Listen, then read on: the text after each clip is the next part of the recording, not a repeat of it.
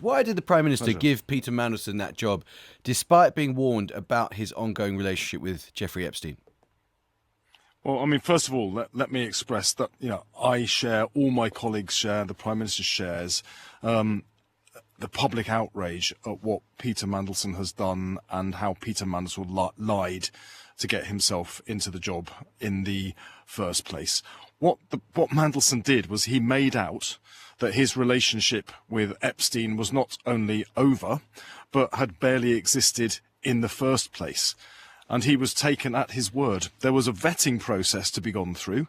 That threw up nothing. That added further concern to what Mandelson was saying. And so the appointment was made on the basis of his experience as the former EU Trade Commissioner, right? I'm afraid former UK Business Secretary. I'm so sorry to interrupt, but I'm afraid you've laid a bit of a trap there for your friend and colleague, the Prime Minister, because hundreds of your colleagues think that position isn't good enough. Trust me, we're talking to them. They're very happy to speak on and off the record. 2 reasons it's not good enough. First, it was already in the public domain that Peter Mandelson had stayed at the house of a convicted paedophile.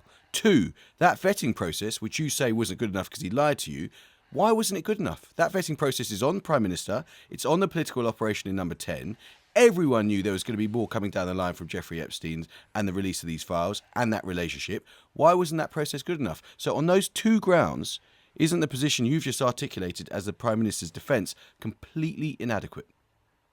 It wasn't good enough because Peter Mandelson lied and the process didn't flag up concerns beyond his lying. He wasn't made good enough out because you that he didn't run it barely properly. had Why didn't you have a better vetting relationship process with Epstein? Why didn't you have a better vetting process? We won't have to just guess what the vetting process was. We're going to see the documents. They will be released and everybody will see the information the Prime Minister had when he took the decision. The issue here, it seems to me, isn't the fact that liars lie. It's what do you do when you find out someone's been lying. No. What the Prime Minister did when he found out I'm Mandelson had been lying. Yes. I try so hard not to interrupt. As the UK's ambassador to the United States on the spot. The issue is the calibre of the people who run this country. Why wasn't the vetting process on Peter Mandelson much better? If you say the Prime Minister didn't have enough information because Peter Mandelson lied to him, why didn't you get the necessary information? Half of it was in the public domain already. Why is the number 10 operation not good enough at giving the Prime Minister the information he needs to make appointments of this stature? Well, maybe we need to look at the vetting process in the light of all of this. This was Obviously. an established process, and it was an established process, and it was gone through in the way that it had been gone through for any other appointment without this kind of problem coming up later on. What we found out in the first release of documents from the United States was that Mandelson had lied profoundly about the depth and the extent of his relationship with Jeffrey Epstein. When the Prime Minister was made aware of that, he took decisive action and phoned up Peter Mandelson at 5 a.m. Washington time and sacked him on the spot as the UK ambassador. That was months ago.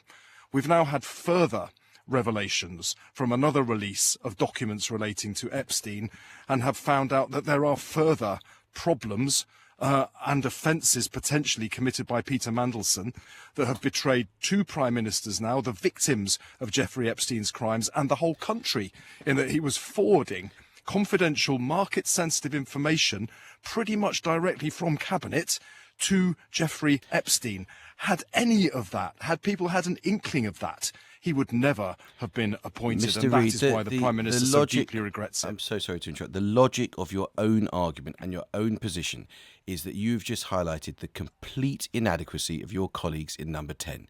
The vetting process should have been better. Process. Why didn't the vetting process process. include asking, for instance, the Department of Justice for more information on that relationship? Why didn't the vetting process alight on the fact, which was in the public domain, that Peter Mandelson had stayed at the apartment of a convicted paedophile? Why didn't you ask better questions? Why didn't you get closer to the truth? Why did you make this appointment without knowing the full information? The fault is with a long-established process that was gone through in the same way that it would have been for any other appointment of this kind, and it predates the arrival of this government. Clearly, we need to look at that vetting process, but decisions can only be taken on the basis of the information available at the time, and Mandelson lied and covered up the extent of his relationship. He made out the relationship was over and that it had barely ever existed. We now know that was not the case. But the decision was taken at the time on the basis of Mandelson's experience as the former EU Trade Commissioner and UK Business Secretary. This information, had it have been known, would have ruled him out completely. Indeed, he's subject now to a police investigation. Such was the extent of what he was up to. The Prime Minister is a former prosecutor. He's talked a lot throughout his career about victims being first and foremost. If that were really the case, why would he appoint a man who he knew had an ongoing relationship with a convicted paedophile? Even in court, decisions are only taken on the basis of the evidence that is put forward. Mandelson claimed that relationship barely existed and nothing else in the vetting process contradicted it. Now, clearly we need to look at the process, and it will be looked at. All the documents will be published so that you, the public, can see exactly what information was available at that time. Look forward now, the to Prime that. Minister's made clear he deeply regrets the appointment. He didn't know then what he knows now. So a strong government needs a strong centre, doesn't it? A strong, effective government needs a strong, effective centre. And something like a consensus is emerging within your party in Parliament that the political operation in Number 10, not the civil servants, but the politicos, just aren't up to it. So before we get into the detail, do you want to just say anything in defence of either that political operation, maybe you think there are people in there that are really impressive, or indeed your friend Morgan McSweeney, who you know very well from your days on Lambeth Council together? I think you need to look at what the government is doing. We're seeing waiting lists falling now at the fastest rate for 15 years. We've seen 6 interest rate cuts in a row because the economy is stabilising. We're seeing the economy growing, the third fastest in the G7 after we flatlined for a decade. The political operation and all of us working with Number 10 as a collective government are delivering these changes. I'm speaking to you today from Sussex, where I've come down to announce that 250 of our poorest communities are going to get up to £20 million each, where local people can decide what needs to change to put pride back into the heart of their communities. That is what this government is about. The fact that Mandelson lied to the Prime Minister doesn't undermine that for one moment. Yeah, but what happened in Parliament last night? And what happened yesterday? What happened is very obvious. Your MPs don't trust you to organise the most basic process, do they?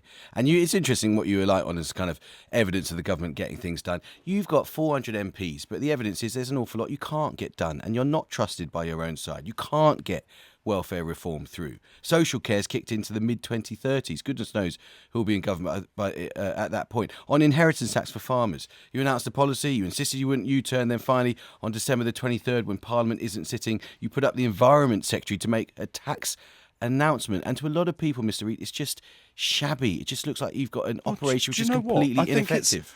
I think it's the scale of what was broken in this country at the time of the general election. It was always going to take more than a year and a half to fix it. No one ever said it was going to take a year and a half. We laid out a plan for a full 5-year parliament and 10 years of national renewal because we know that is how long it was going to take to turn this country around from the starting point that we had. Now, I just laid out a number of areas where we're already seeing change. I explained why I'm down in Sussex today to announce further investment in some of our poorest communities. Let's look at the violence against women and girls, because Epstein's horrific crimes relate to that. We're putting a rape team in every police force. We've banned spiking. We've got domestic abuse specialists in every 999 centre. We're working with schools to protect kids from dangerous online content. The Prime Minister stood up to Grok and made them take down content that was sexualised imagery of women and children being hawked around the internet.